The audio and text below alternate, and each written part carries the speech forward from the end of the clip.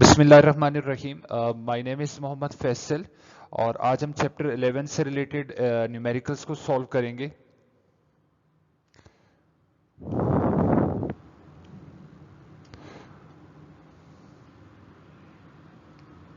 तो 11.1 है आपके पास। The normal human body temperature is 98.6 Fahrenheit. What is the temperature on Celsius scale? कि सेल्सियस स्केल के ऊपर ये टेम्परेचर क्या होगा, ये आपने फाइंड आउट करना है। ये 11.1 का पहला पार्ट है। तो सबसे पहले डाटा के अंदर हम देख लेते हैं टेम्परेचर जो है फ़ारेनहाइट के अंदर गिवन है, तो टीएफ हम लिखेंगे 98.6 और सेल्सियस के अंदर हमने मालूम करना है टीसी। अब टीएफ और टीसी का रिलेशनशिप आप लोग स्टडी कर चुके हैं। फार्मूला क्या था आपके पास? TF minus 32/9 is equal to TC upon 5। Next step में क्या हुआ, वैल्यूज आपने सब्सटीट्यूट किए, टीएफ की 98.6 माइनस 32/9 और इस तरह सिंप्लीफाई करने के बाद आपके पास टीसी जो आ जाएगा वो कितना आ गया आपके पास? 37 डिग्री सेल्सियस आ चुका है। नेक्स्ट जो है हमारे पास कह रहे what temperature do the Fahrenheit and Celsius scale coincide? कि फ़ारेनहाइट और सेल्सियस कब इक्वल हो जाएंगे? कोइंसाइड का मतलब यहाँ पे ये है, तो हमने ये डाटा के अंदर लिख दिया TC equal to TF equal to X, और एक्स हमने मालूम करना है कि किस टेम्परेचर के ऊपर। तो सोल्यूशन में देख लें, फार्मूला आपने जस्ट यूज करना है और टीएफ और टीसी की जगह सिंपल एक्स रिप्लेस कर देंगे हम लोग। तो आपके पास फिर इसको सिंप्लीफाई करेंगे तो एक्स की जो आंसर आएगा वो क्या आएगा? -42 हो जाएगा आपके पास।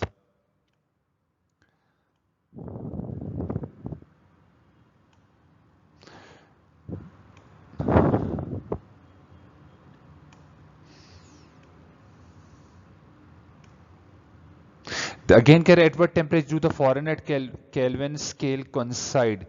यहाँ इससे प्रीवियस पार्ट में, बी पार्ट में आपने देखा फॉरेनहाइट सेल्सियस स्केल की बात की गई है। इसी तरह फॉरेनहाइट केल्विन की अगर बात करें किस टेम्परेचर पे कोइंसाइड होंगे, तो अगेन सेम वही प्रोसीजर करना है, बट फार्मूला थोड़ा सा आपने यहाँ पे चेंज करना होगा। और अगर इसको सिंपली उसी तरीके से आप सॉल्व करेंगे तो आपके पास एक्स की वैल्यू आपके पास आ जाएगी। तो ये था 11.1 जो कि बहुत सिंपल सा न्यूमेरिकल था आप लोगों के लिए।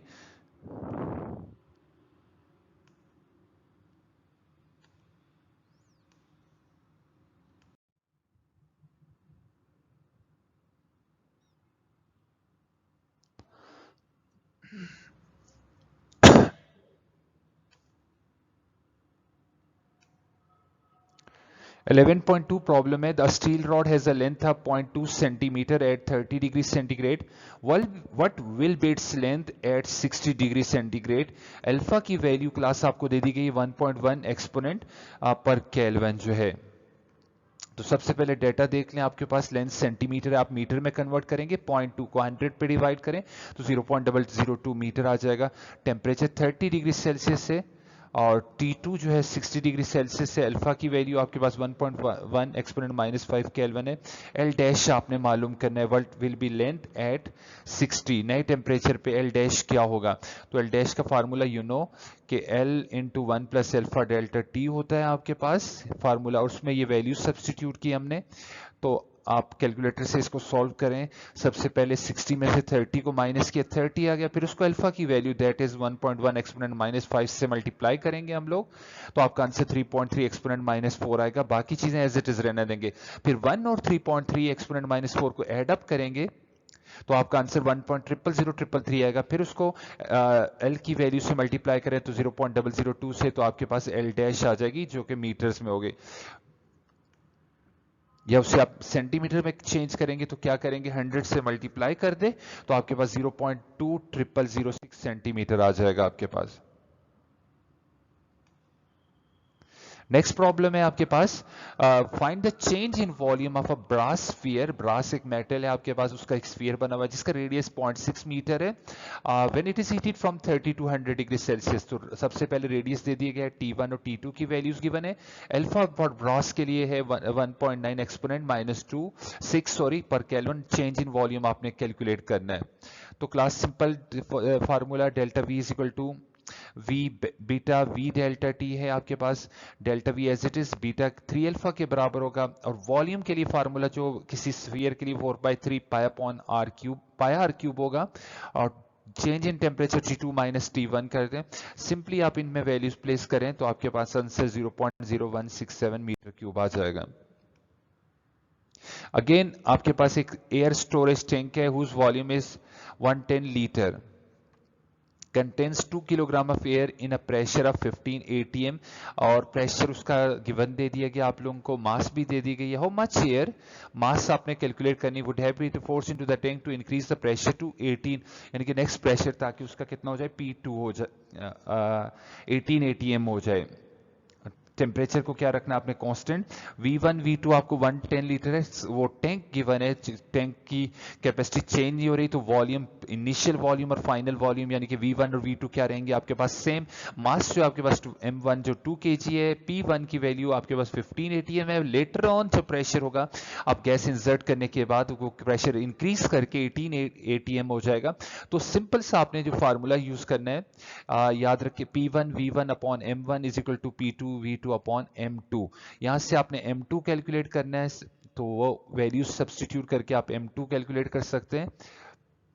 तो चेंज इन मास होगा M2, और प्रीवियस M जो है आप मास को क्या कर देंगे, माइनस करेंगे, तो आपके पास क्या आ जाएगा, M2 माइनस M1 करें तो आपके पास चेंज इन मास आ जाएगा, दैट इज 0.4 किलोग्राम आ जाएगा।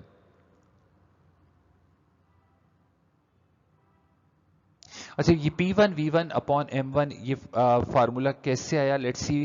क्लास पॉइंटर की मदद से मैं हेल्प कर देता हूँ आप लोगों की। आप लोगों ने ये फार्मूला पढ़ा होगा P1 V1 अपॉन, आप इसे यूं कह सकते sorry, P1 V1 is equal to P2 V2 upon capital N कह दें, इससे भी एन कह दें। लेट्स सी, इसको नेक्स्ट स्लाइड के अंदर या नेक्स्ट लेक्चर के अंदर मैं ड्राइव करके दे दूंगा आप लोगों को, P1 V1 upon M1 is equal to P2 M2 upon V2 कैसे आएगा ये।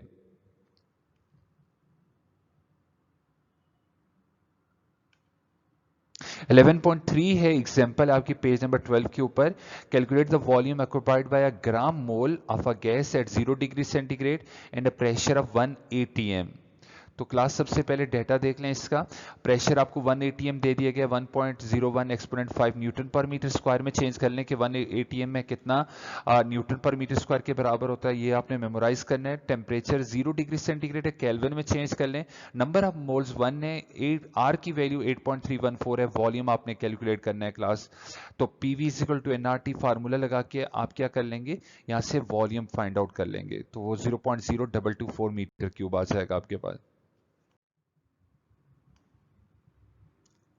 एक और प्रॉब्लम है, calculate the root mean square speed of hydrogen molecule at 800 degree Celsius. अब हाइड्रोजन डिग्री, तो आपके पास सबसे पहले टेम्परेचर दे दिए गए 800 केल्विन है आपके पास। मॉलिक्यूलर मास जो होता है हाइड्रोजन का 2 AMU होता है। आपने AMU को पहले kg में कन्वर्ट करना है, ग्राम में एक्सप्रेस करने के बाद, चूंकि AMU को ग्राम में एक्सप्रेस किया जाता है, तो ग्राम को kg में कन्वर्ट करने के लिए 1000 पे डिवाइड किया, तो आपके पास 0.002 किलोग्राम पर मोल आ गया। और देन 8R की वैल्यू 8.314 दे दी गई है आपके पास।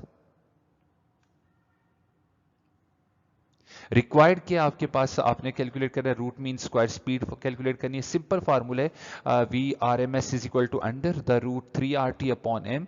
जस्ट वैल्यू सब्सटीट्यूट करें तो आपके पास आंसर आ जाएगा ये। नेक्स्ट प्रॉब्लम है आपके पास, determine the kinetic energy and kinetic energy per mole of a substance at 0 degree centigrade and second part में डिफरेंट टेम्परेचर आपको दे दिया गया है।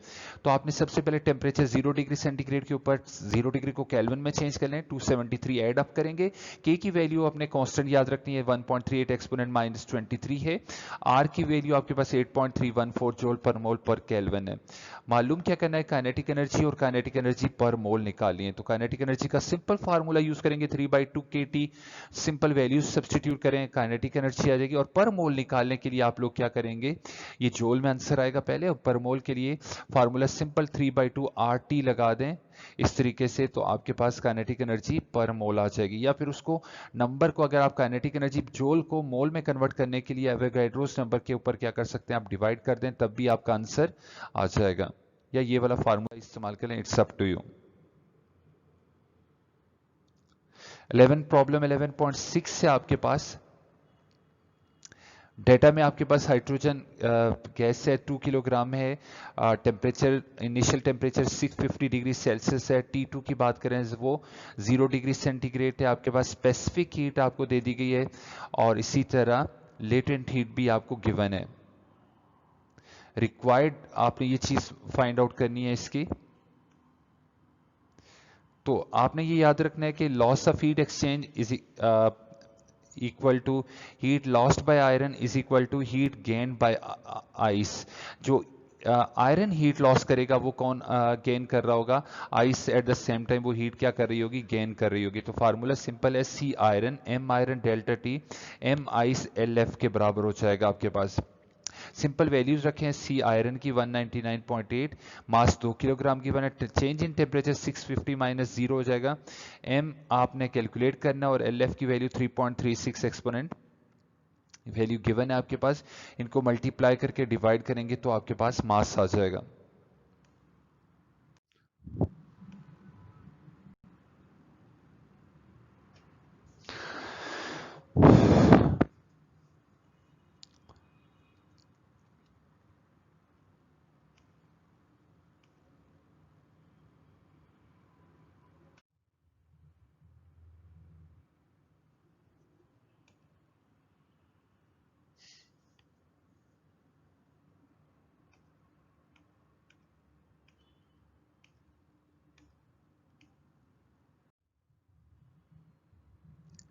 अब नेक्स्ट प्रॉब्लम आपके पास, in a certain process 400 joule of heat is supplied to a system and at the same time 150 joule of work is done by the system, what is the increase in internal energy of the system। तो सबसे पहले data देख लेते हैं, आपके पास Q जो है system को हीट प्रोवाइड करे 400 joule है, वर्क आपने कितना परफॉर्म किया 150 joule का, what is the increase in internal energy, delta U आपने क्या करना है, फाइंड आउट करना है। तो डेल्टा यू जो है आपके पास क्यू माइनस डब्ल्यू के बराबर होगा, तो डेल्टा यू क्यू की वैल्यू 400 है, आपने वर्क की जगह 150 प्लेस किया, दोनों को माइनस करें आपके पास 250 आंसर आ जाएगा।